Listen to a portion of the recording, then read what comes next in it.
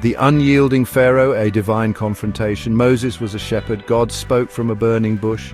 The Israelites were slaves. In Egypt they suffered. God saw their pain.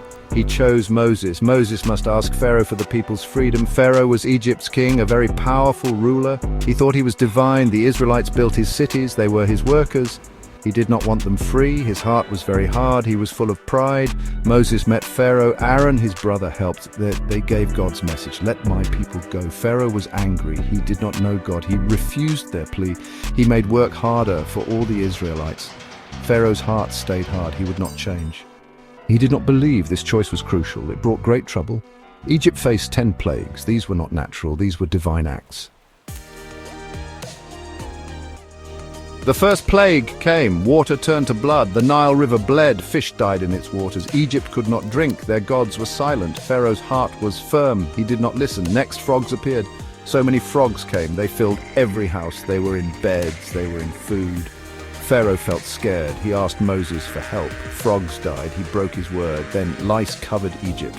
Tiny insects like dust, on people, on animals. The itching was awful. Magicians could not copy. They said, "God's finger." Pharaoh still refused. His pride was too great. The fourth plague, flies, not just any flies. Harmful swarms appeared. They filled Egyptian homes. It was a bad time, but Goshen was safe. The Israelites lived there free. This was a clear sign. Pharaoh did not care.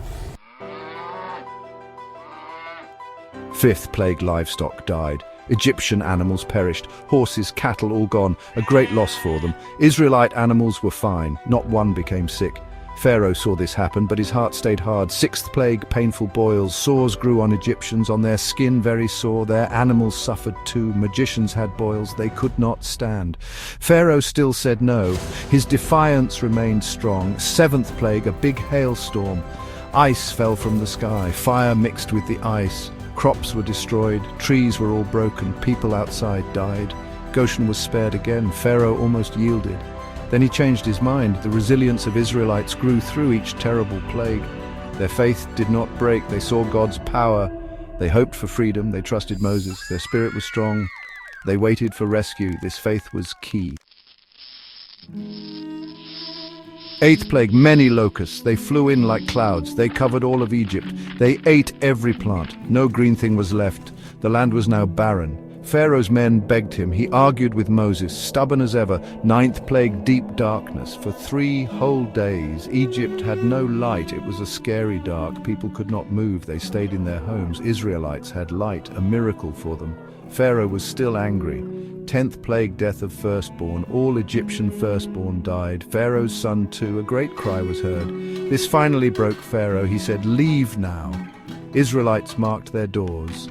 The angel passed over. This was the Passover. The Israelites left Egypt. Free at last they walked. After many long years, this was the Exodus, a great event in time. It showed God's promise. Faith brought their freedom. This story lives on. It inspires many always.